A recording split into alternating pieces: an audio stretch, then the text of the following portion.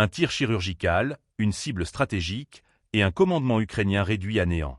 Sur l'axe de Donetsk Sud, les forces russes viennent de frapper fort. Un obusier MSTAB a annihilé un poste de commandement ennemi grâce à une munition de précision guidée par laser.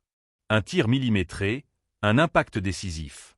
N'oubliez pas de vous abonner pour ne rien manquer de nos prochaines vidéos et partagez votre avis en commentaire. Cette frappe marque-t-elle un tournant dans l'usage de l'artillerie de précision dans cette guerre?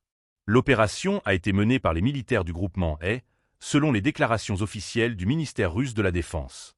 L'arme employée, un obus Krasnopol. Une munition conçue pour frapper avec une exactitude redoutable, capable de corriger sa trajectoire en vol grâce à un système de guidage laser semi-actif.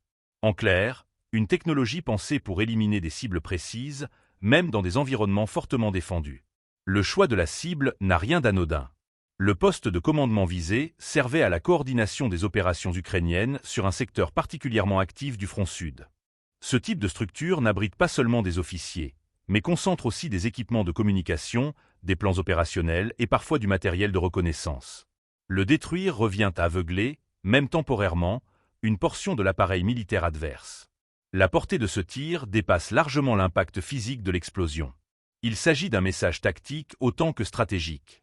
L'armée russe entend démontrer sa capacité à frapper avec précision, sans avoir recours à des bombardements massifs. Une manière de réaffirmer le rôle central de l'artillerie dans une guerre où le front est en constante mutation et où la mobilité des cibles impose une adaptation permanente. Le système Krasnopol n'est pas nouveau, mais son emploi reste relativement rare en raison de son coût et de la nécessité de disposer d'un opérateur pour désigner la cible au laser, souvent à proximité du champ de bataille.